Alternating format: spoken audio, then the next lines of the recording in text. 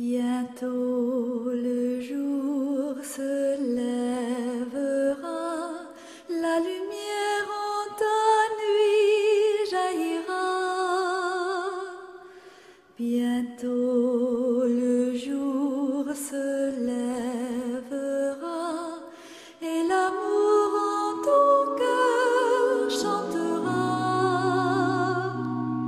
C'est le jour du Seigneur, c'est le jour de sa joie, et sur terre la paix du ciel. Bientôt, Seigneur, ton jour viendra. Bientôt, Seigneur Jésus.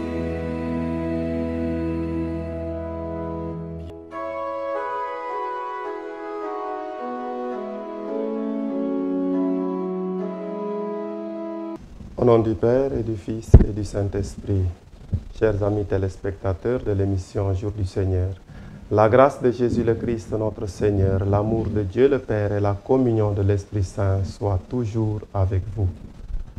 Nous voici donc rassemblés pour rendre grâce.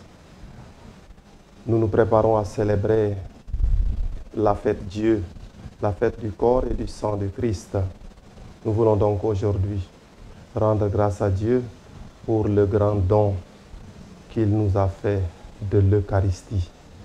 Demander la grâce du Saint-Esprit afin que nous puissions rentrer en profondeur dans ce mystère. Laisser ce mystère de l'Eucharistie pouvoir transformer nos vies. Vivre de cette Eucharistie pour que nous aussi, nous soyons comme notre Seigneur Jésus-Christ, pain rompu pour la vie du monde. Nous vivons cette semaine, nous préparons cette fête en vivant une semaine eucharistique dans notre paroisse ici à Saint-Joseph. Et le thème de cette année est l'Eucharistie à l'école de la très sainte Vierge Marie. Durant ces jours qui nous préparent à la grande fête, Dieu, nous allons relire, essayer d'imiter la Vierge Marie pour bien vivre l'Eucharistie avec les attitudes, la vie de Marie, nous puissions bien vivre et intérioriser ce grand mystère de l'Eucharistie. Prions. Que la foi nous éclaire, Seigneur, et que l'amour nous brûle, afin que nous puissions adorer en esprit et en vérité celui que nous reconnaissons dans ce sacrement comme notre Seigneur et notre Dieu, lui qui vit et règne pour les siècles des siècles. Amen.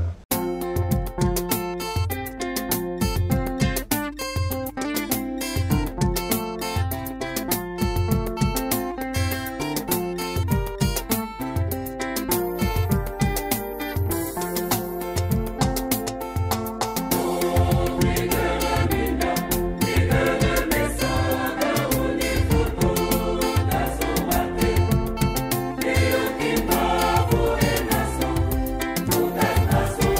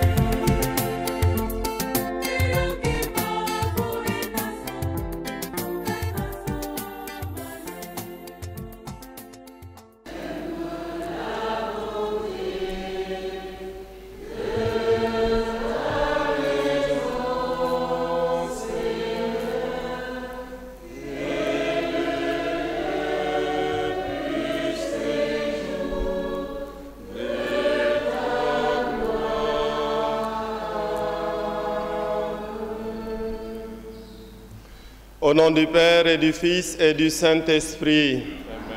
La grâce de Jésus le Christ, notre Seigneur, l'amour de Dieu le Père et la communion de l'Esprit Saint soient toujours avec vous.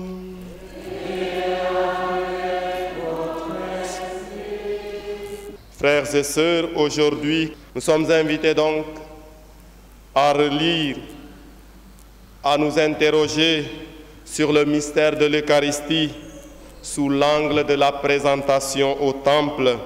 Marie qui présente son Fils au temple, Marie qui nous est donnée ainsi comme modèle d'une vie donnée.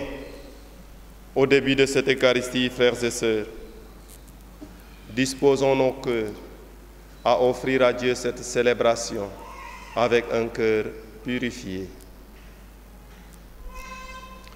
Je confesse à Dieu Tout-Puissant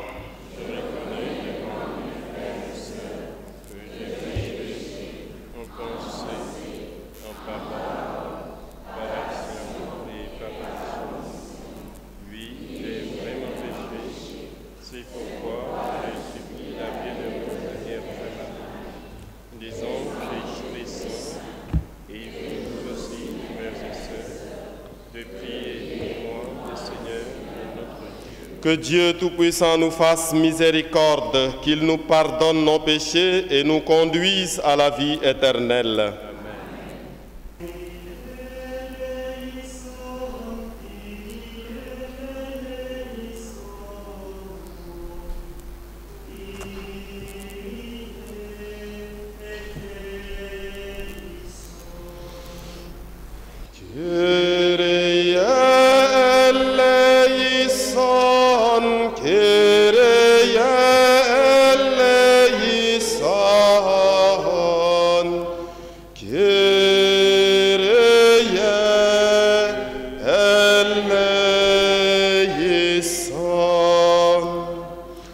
Prions le Seigneur.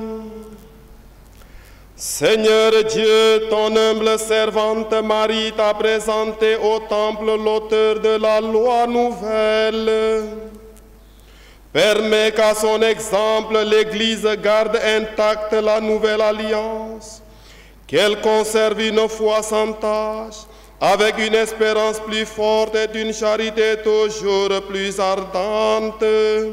Par Jésus-Christ, ton Fils, notre Seigneur, qui vit et règne avec toi dans l'unité du Saint-Esprit, Dieu pour les siècles des siècles.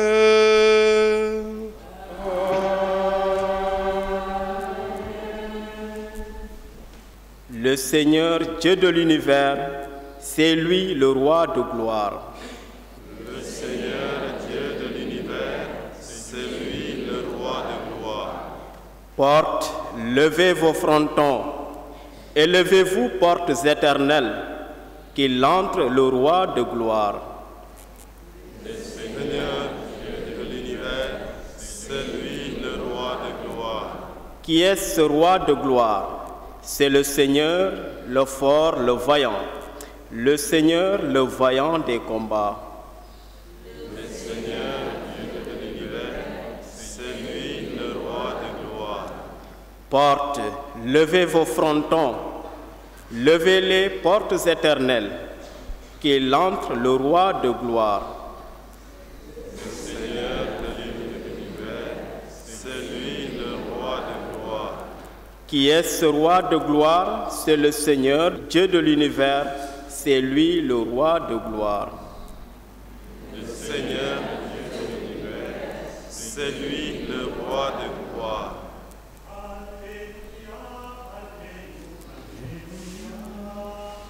Alléluia,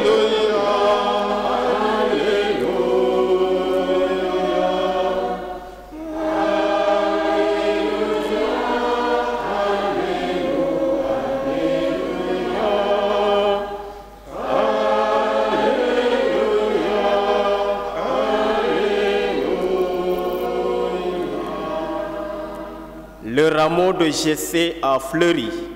La Vierge a enfanté celui qui est homme et Dieu. Dieu a rendu la paix. réconciliant en lui la terre et le ciel.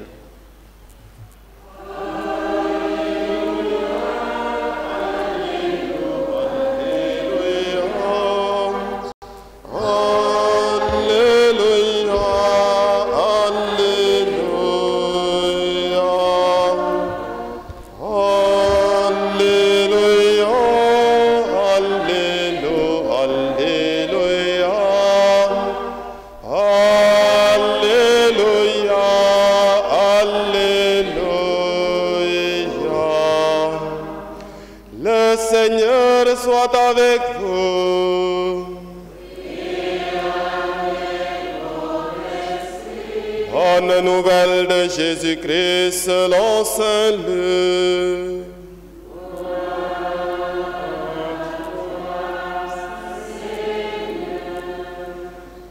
Poussé par l'Esprit, Siméon vint au temple. Les parents y entraient avec l'enfant Jésus pour accomplir les rites de la loi qui le concernaient.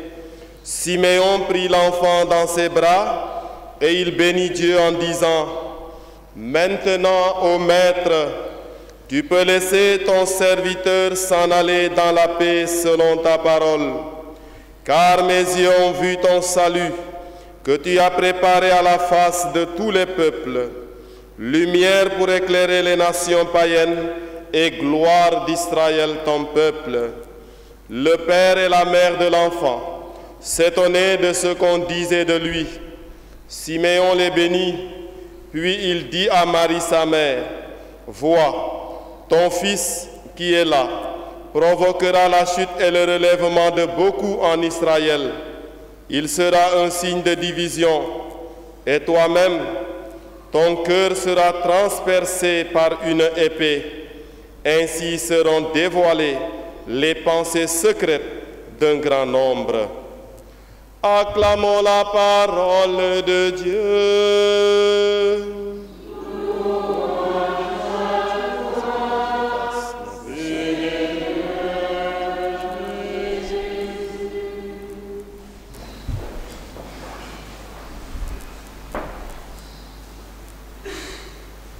Parler de la présentation de Jésus au temple en lien avec la personne de Marie, sa mère, l'Eucharistie et notre consécration conduit certainement à relever plusieurs aspects. Nous allons nous en tenir à 4. Nous allons d'abord noter que dans le milieu juif, après la naissance d'un enfant, une femme devait se purifier pendant une assez longue période.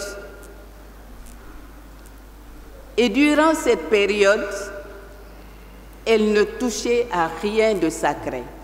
Elle ne pouvait même pas aller au sanctuaire. Elle était considérée comme impure. Le 40e jour était donc la fin du temps de sa purification si elle avait accouché d'un garçon. D'une fille, 80 jours. Et alors, si ce garçon était un fils premier-né, les parents devaient aller le présenter au temple pour pouvoir le consacrer au Seigneur.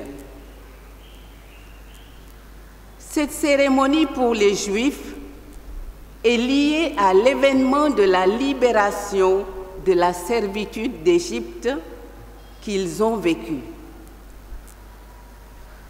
Voici comment le livre de l'Exode explique la signification de la présentation d'un premier-né. Je cite: « Quand le Seigneur t'aura fait entrer dans le pays du Cananéen, comme il l'a juré à toi et à tes pères, et qu'il te l'aura donné, tu feras passer au Seigneur tout ce qui ouvre le sein maternel et tout ce qui ouvre la matrice du bétail qui t'appartient. Les mâles sont au Seigneur. Tout premier-né des ânes, tu le rachèteras par un mouton. Si tu ne le rachètes pas, tu lui rompras la nuque. Tout premier-né d'homme parmi tes fils, tu le rachèteras. Alors, quand ton fils te demandera demain, pourquoi cela?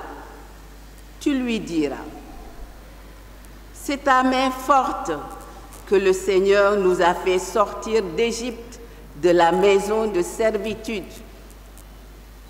En effet, comme le Pharaon faisait des difficultés pour nous laisser partir, le Seigneur tua tout premier-né au pays d'Égypte, du premier-né de l'homme au premier-né du bétail. C'est pourquoi je sacrifie au Seigneur tout mâle qui ouvre le sein maternel, mais tout premier-né de mes fils, je le rachète. Fin de citation. C'est dans Exode au chapitre 13, les versets 11 à 16. Cet acte religieux de présentation, donc, commémore ce qu'on appelle la 10e plaie d'Égypte qui a amené le Pharaon à laisser sortir le peuple d'Israël comme le Seigneur le lui avait demandé par l'entremise de Moïse. En pensant donc que tous les premiers-nés de Juifs avaient été épargnés ce jour-là, le peuple d'Israël considère chacun de ses premiers-nés comme étant la propriété personnelle de Yahvé. Voilà pourquoi cette cérémonie.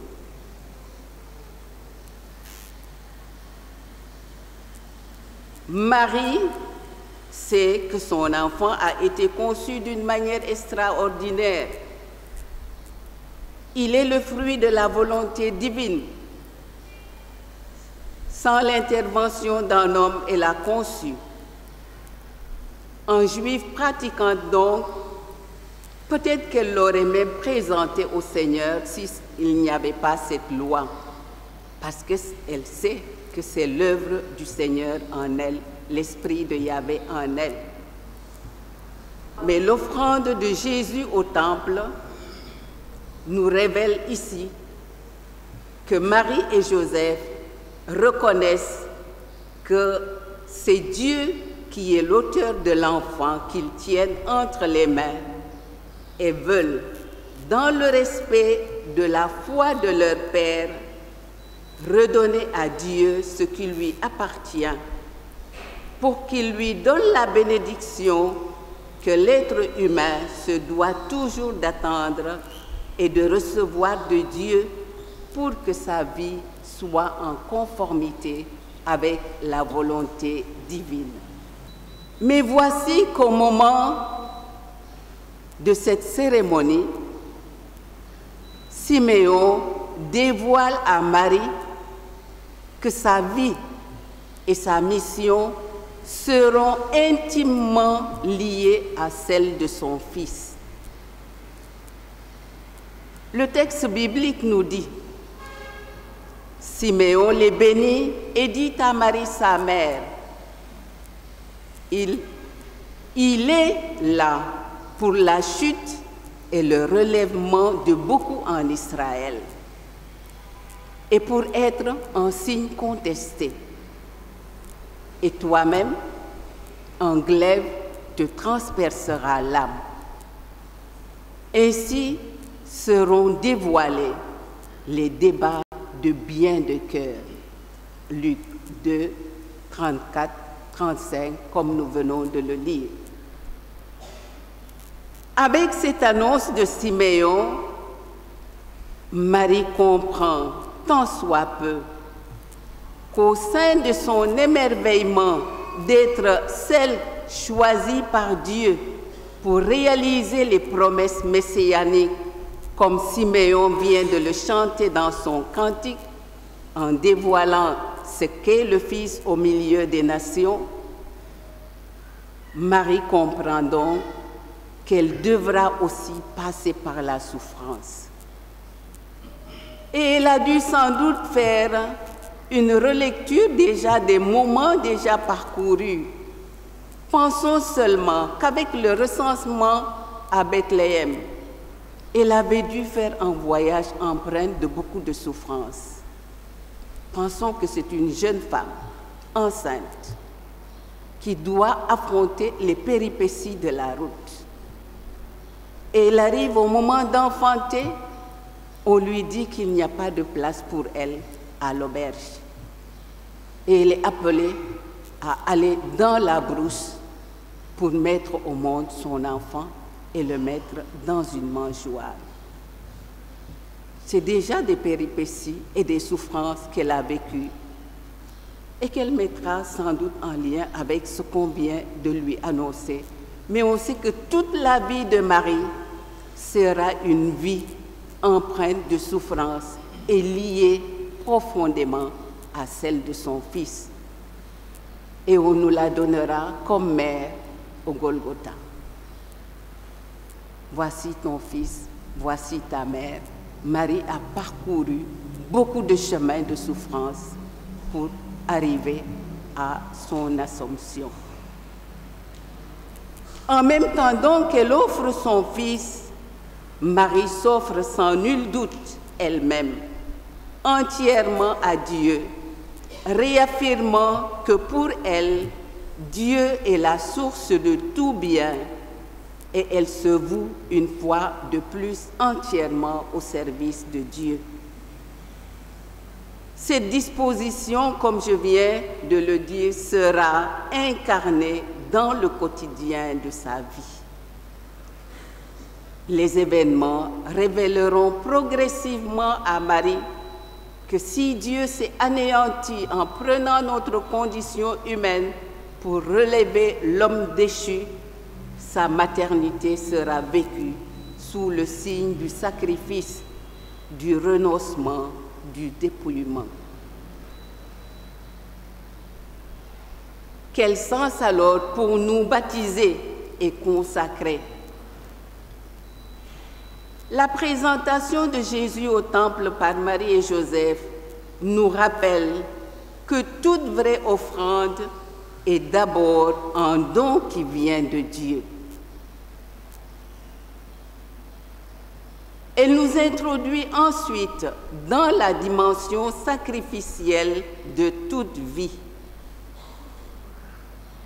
Vouée entièrement à l'amour et au service de la volonté de Dieu à travers notre baptême, puis par notre donation totale à l'amour et au service de Dieu,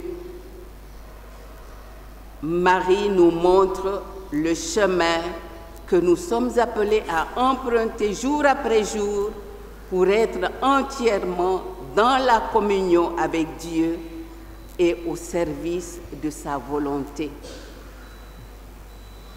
Et ce chemin passe et passera toujours par un renoncement à quelque chose.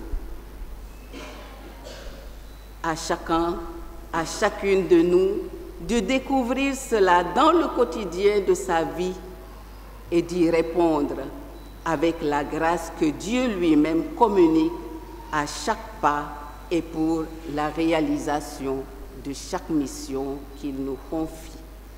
Qu'est-ce que cette offrande de Jésus a-t-il alors de commun avec le sacrifice de l'Eucharistie que nous célébrons quotidiennement?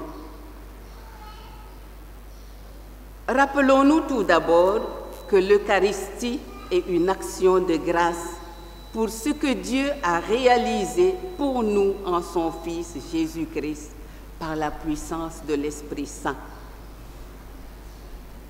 Et ce dont nous rendons grâce à Dieu, c'est quoi? C'est le don total de Jésus pour nous, le don qu'il a fait de sa vie pour nous, en commençant d'abord en lui de réaliser la communauté de vie entre l'humanité et la divinité en s'incarnant dans notre condition humaine. Avec l'incarnation en Jésus-Christ, l'alliance nouvelle a été semée, et semée en Dieu lui-même. Il n'y a plus de séparation entre le divin et l'humain.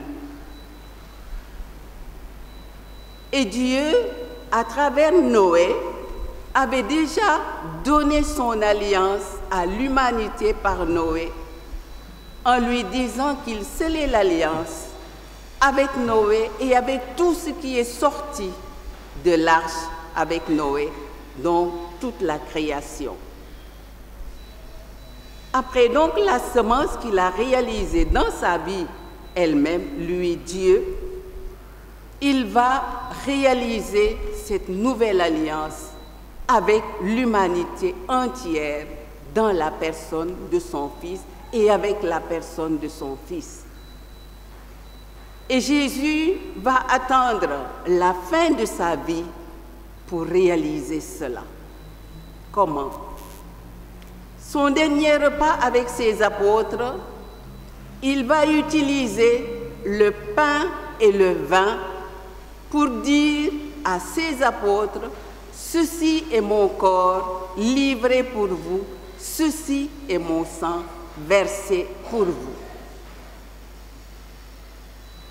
Mais qu'est-ce que le pain et qu'est-ce que le vin? N'est-ce pas la conjugaison, la communion entre le don de Dieu, le don de la terre et l'effort de l'homme? Le pain, c'est l'immense foule des hommes courbés sur le travail, de la mine aux ateliers, des sillons jusqu'au moulin qui a formé ce pain. Mais si Dieu n'avait pas donné sa pluie, la terre n'aurait pas produit. Et si la terre elle-même n'était pas féconde, mais fécondée par le travail des animaux pour que l'humus puisse se produire, il n'y aurait pas eu de pain. Et Jésus donc réunit tout cela pour pouvoir se donner en cela comme nourriture de son corps et de son sang. Voilà la merveille. Cela signifie quoi? Cela signifie tout simplement que quand nous apportons l'offrande à l'autel du pain et du vin, c'est toutes nos vies qui sont là présentées à Dieu. C'est tout le travail de l'homme conjugué au don de Dieu et au don de la nature que nous présentons à Dieu pour nous-mêmes et pour l'humanité entière. Ce sont nos labeurs, nos sueurs, ce sont nos peines, ce sont nos joies, ce sont nos difficultés, mais celle de l'humanité entière qui est là, présentée à Dieu, pour que ce que nous lui offrons devienne pour nous corps et sang de Jésus-Christ. C'est ce que nous lui offrons qui devient corps et sang de Jésus-Christ. Mais c'est la sueur de nos fronts, conjuguée à ce don de Dieu et ce don de la nature.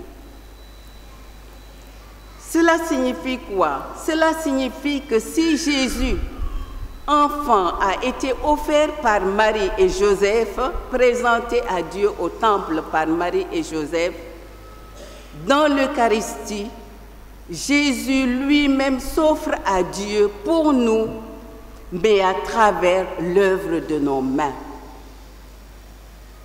Il s'offre à Dieu pour nous à travers l'œuvre de nos mains. Pour que justement Dieu, par la puissance de son Esprit Saint, transforme nos joies, nos peines, nos travaux, les transforme en corps et en sang du Christ et nous le redonne en nourriture spirituelle pour que nous puissions, à notre tour, devenir dans le monde corps et sang du Christ, pour que le monde croient que Dieu est vraiment présent et que son règne est dans le monde.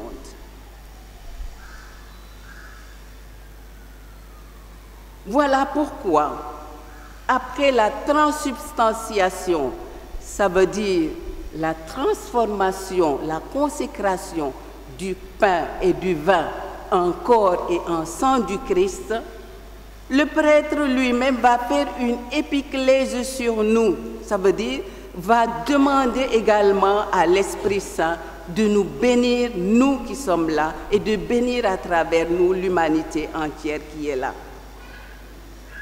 Et cette bénédiction est suivie de la prière, la plus grande prière universelle, où nous prions pour le pape, les évêques, les prêtres, et nous-mêmes réunis, et pour l'humanité entière avec nos gouvernants, présentés à Dieu.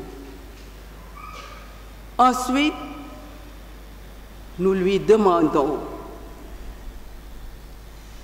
que cette vie du Christ qui jaillit de sa mort et de sa résurrection, que le prêtre vient de renouveler sur l'autel, que si nous le recevons, cette vie, cette énergie nouvelle, fruit de nos labeurs, fruit de nos peines, nous soyons nous-mêmes réellement au Christ et formions une communion entre nous afin que le monde croit réellement que le Christ est vivant et vit en nous et par nous, comme je viens de le dire.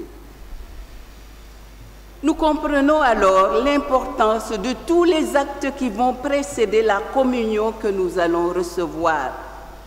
La doxologie, par lui, avec lui et en lui, nous nous offrons à Dieu. Par lui, avec lui, parce que c'est le fruit de nos mains qui est devenu corps et sang du Christ. En lui, parce que c'est tout le Christ qui est là. À toi, Dieu le Père Tout-Puissant. Et le pape Benoît XVI aimait à dire aux jeunes pendant les JMJ, le moment où j'offre le Christ, offrez vous-même à Dieu. Offrez-vous à Dieu. Ensuite, je disais, nous comprenons donc l'importance des actes qui vont suivre. Après la doxologie, le prêtre va nous inviter à la prière du Notre Père. Nous disons à Dieu, avec tout ce que tu viens de nous donner, que ton nom soit sanctifié, que ton règne vienne, que ta volonté soit faite. Et on est invité à se donner la paix mutuellement. Et nous reconnaissons notre indignité à recevoir ce que nous venons de vivre. Déjà, le prêtre s'exclamait après la consécration qu'il est grand le mystère de la foi, parce que c'est nous, c'est à travers nous que le Christ devient ce qu'il est pour nous et pour que l'humanité soit réellement en Dieu. Nous comprenons également ce que nous affirmons au moment où nous allons recevoir le corps du Christ. Le corps du Christ où toutes nos vies sont réunies. Le prêtre ou le ministre de l'Eucharistie va nous dire le corps du Christ. Et nous disons Amen. Ce Amen ne signifie pas seulement que je crois que Jésus-Christ est là présent. Cela signifie aussi que nous sommes communauté de fidèles réunis en Christ. Que l'Église est communion de vie. Et la troisième chose que cela signifie, ça veut dire que moi aussi, en recevant le corps du Christ, qui est communion de tout ce que nous venons de vivre, de tout ce que nous venons d'œuvrer et de tout ce que l'humanité a œuvré, moi aussi, je suis prête, je suis prêt à témoigner de cela dans ma vie. Je m'engage à en être témoin dans le quotidien de ma vie, Voilà un peu ce que la présentation de Jésus au temple en lien avec l'Eucharistie nous suggère. Demandons donc à Dieu de nous faire la grâce dans le quotidien de nos vies, de vivre par le Christ, avec le Christ et en lui, dans nos différentes occupations, pour que son règne soit révélé à notre temps. Amen.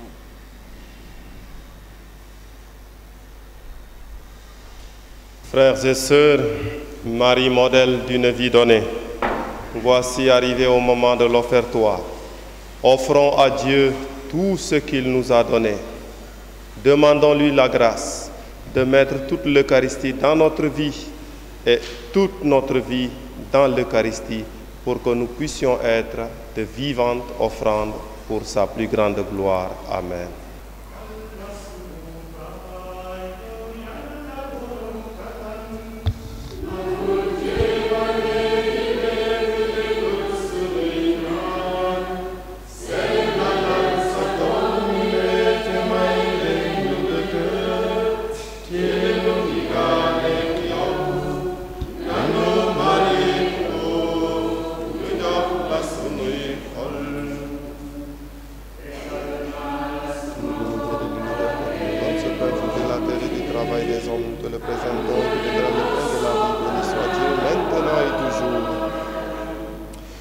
Balna la summa boppa e parampe. Béni Dieu de l'univers, toi qui nous donnes ce vin, fruit de la vigne et du travail des hommes, nous te le présentons. Il deviendra le vin du royaume éternel. Béni soit Dieu, maintenant et toujours. Humbles et pauvres, nous te supplions de notre sacrifice et je trouve grâce devant toi.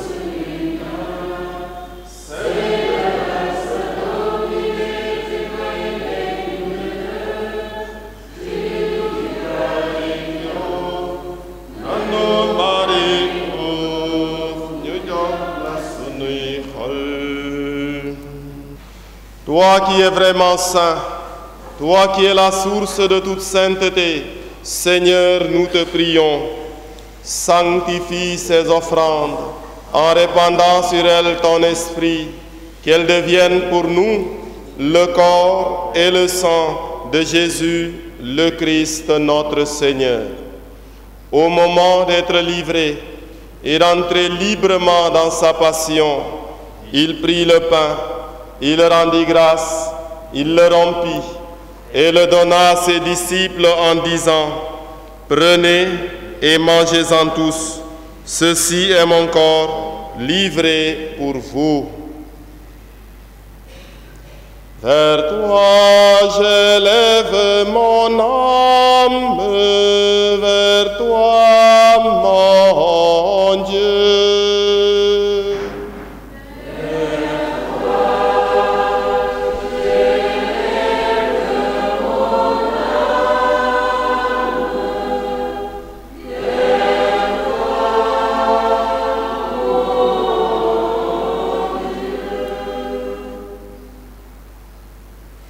De même, après le repas, il prit la coupe. De nouveau, il rendit grâce et la donna à ses disciples en disant, « Prenez et buvez-en tous, car ceci est la coupe de mon sang, le sang de l'alliance nouvelle et éternelle, qui sera versé pour vous et pour la multitude, en rémission des péchés. Vous ferez cela en mémoire de moi. » Vers toi j'élève mon âme, vers toi mon Dieu. Vers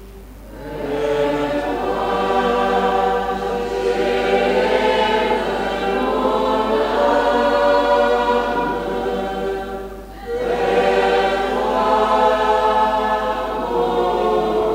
mon Dieu. Gloire à toi qui étais mort, gloire à toi qui es vivant, Notre Sauveur et notre Dieu, viens Seigneur Jésus. Oh, j'élève mon âme vers toi, mon Dieu. En faisant ainsi mémoire de la mort et de la résurrection de ton Fils, nous t'offrons, Seigneur, le pain de la vie et la coupe du salut, et nous te rendons grâce car tu nous as estimés dignes de nous tenir devant toi pour te servir. Humblement, nous te demandons qu'en ayant part au corps et au sang du Christ, nous soyons rassemblés par l'Esprit Saint en un seul corps. Souviens-toi, Seigneur, de ton Église répandue à travers le monde. Fais-la grandir dans ta charité en union avec notre pape François, notre archevêque Monseigneur Benjamin, et tous les évêques, les prêtres et les diacres. Souviens-toi aussi de nos frères et sœurs qui se sont endormis dans l'espérance de la résurrection. Et souviens-toi dans ta miséricorde de tous les défunts. Accueille-les dans la lumière de ton visage. Sur nous tous enfants, nous implorons ta bonté. Permets qu'avec la Vierge Marie, la bienheureuse Mère de Dieu, Saint Joseph, son époux, avec les apôtres et les saints de tous les temps qui ont fait ta joie au long des âges, nous ayons part à la vie éternelle et que nous chantions ta louange et ta gloire par ton Fils Jésus le Christ.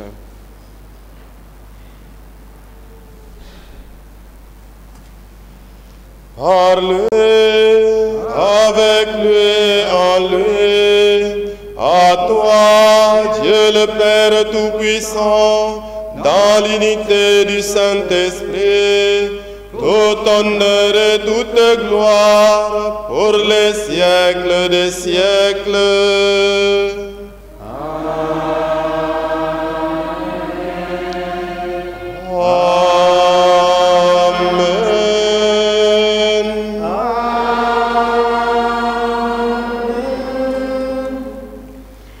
Unis dans le même esprit, nous pouvons dire avec confiance la prière que nous avons reçue du Sauveur.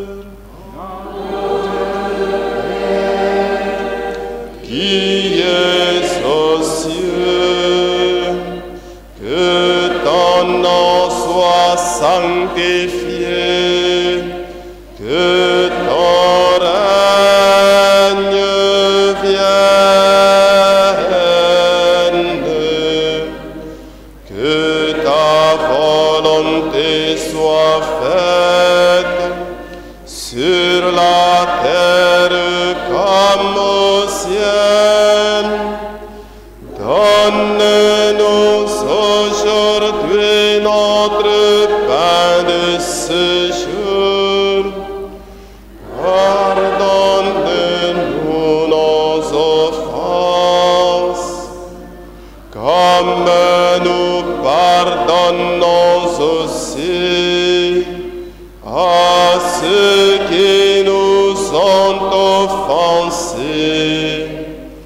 Et ne nous laisse pas entrer en tentation, mais délivre-nous du mal. Délivre-nous de tout mal, Seigneur, et donne la paix à notre temps. Soutenus par ta miséricorde, nous serons libérés de tout péché, à l'abri de toute épreuve. Nous qui attendons que se réalise cette bienheureuse espérance, l'avènement de Jésus-Christ, notre Sauveur.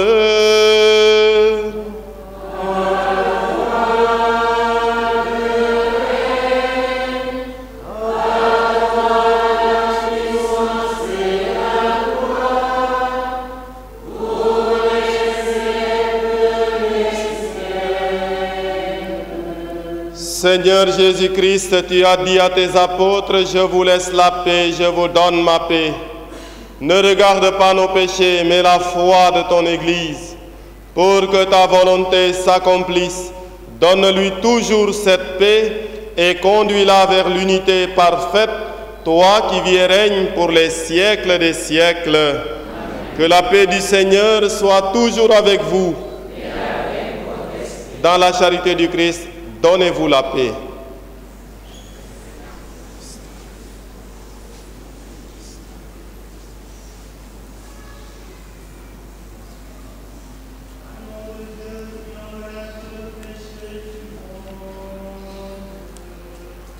Voilà donc, frères et sœurs, aujourd'hui, nous avons essayé de comprendre l'Eucharistie à la lumière de la présentation de Marie.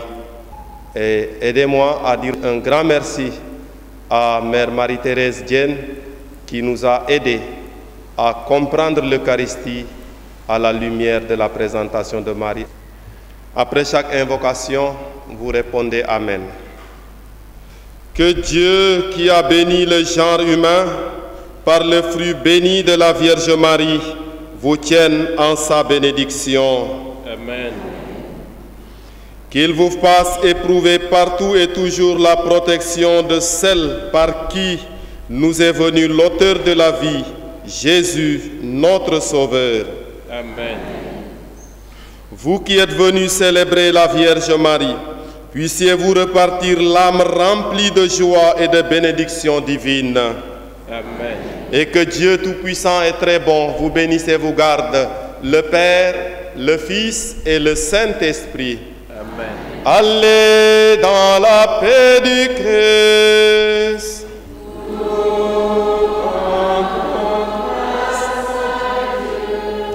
Que Dieu vous bénisse.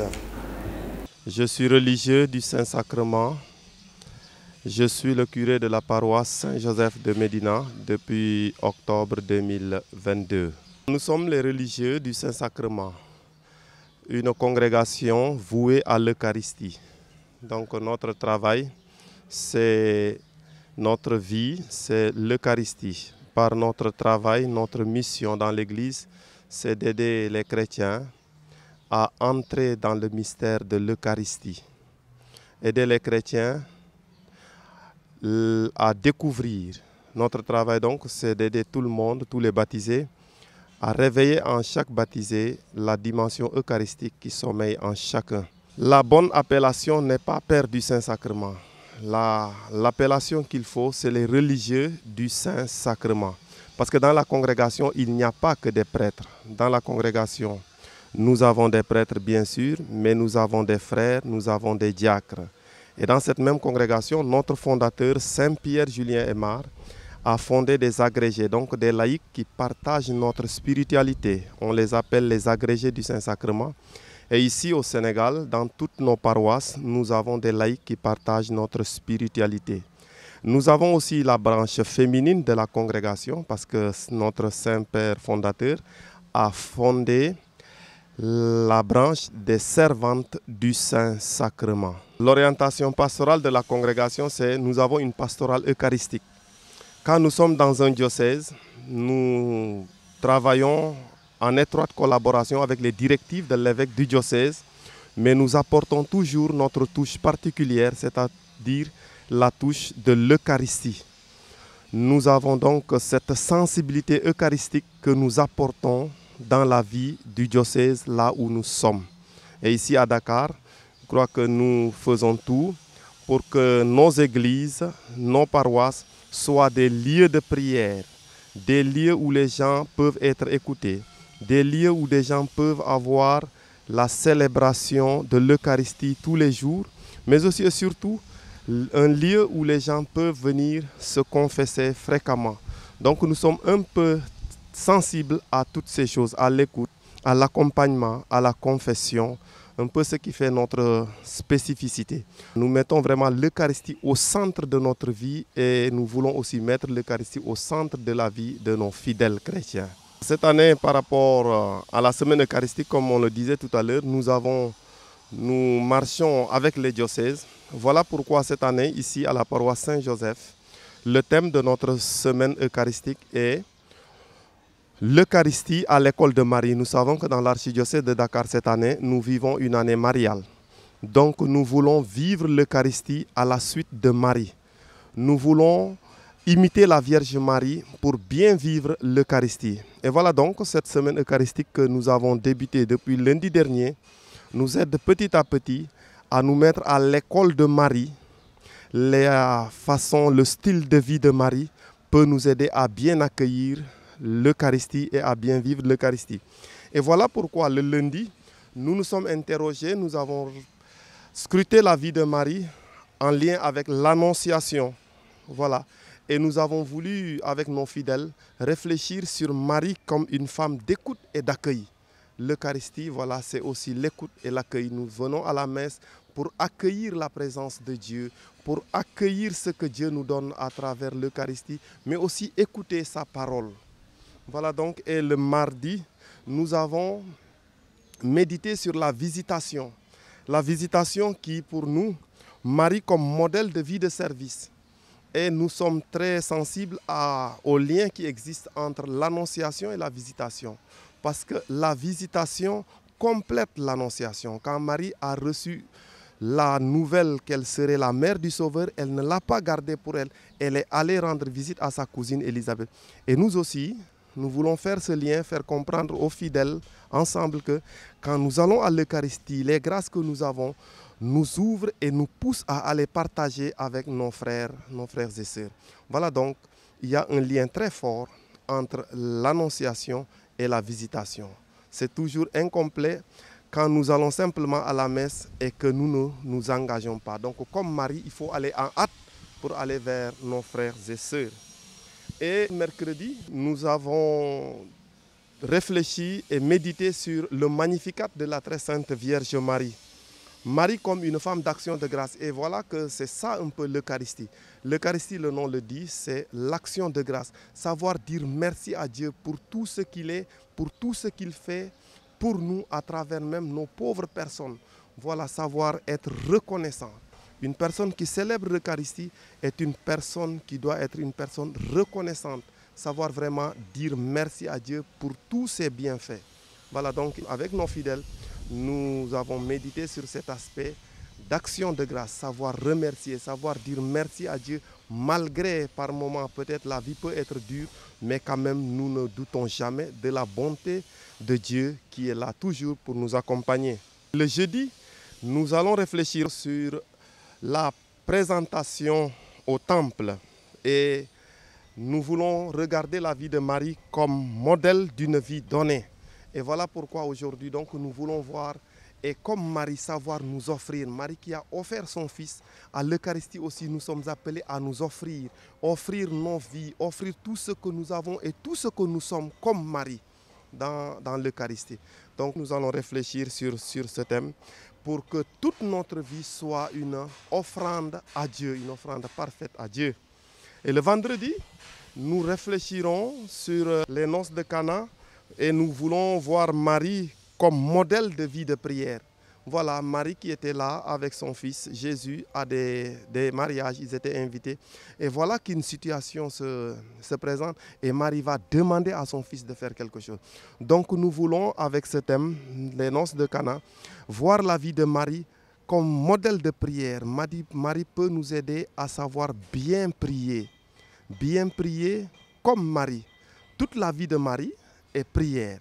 Quand nous regardons Marie, c'est que nous sommes invités à faire comme elle, que notre vie soit une vie de prière. Et voilà, l'Eucharistie aussi, et nous le disons toujours, et c'est vrai, c'est la plus grande prière la plus belle et la prière la plus complète.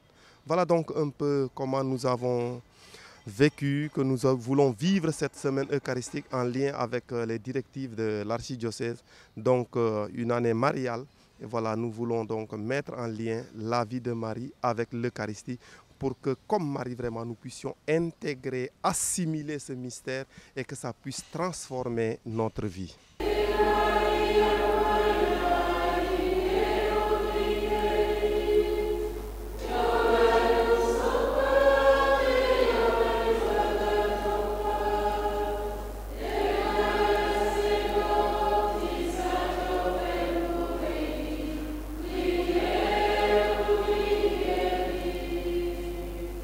Chers amis croyants, chers téléspectateurs de l'émission Jour du Seigneur, arrivés à la fin de cette émission, nous voulons vous dire merci. Nous voulons aussi implorer la grâce de Dieu sur chacun de vous, sur vos personnes, sur vos familles, que le Seigneur, par Jésus présent au très saint sacrement de l'autel, vous donne la paix du cœur, vous donne la santé. Que le Seigneur Jésus-Christ, qui est mort et ressuscité, soit toujours notre joie.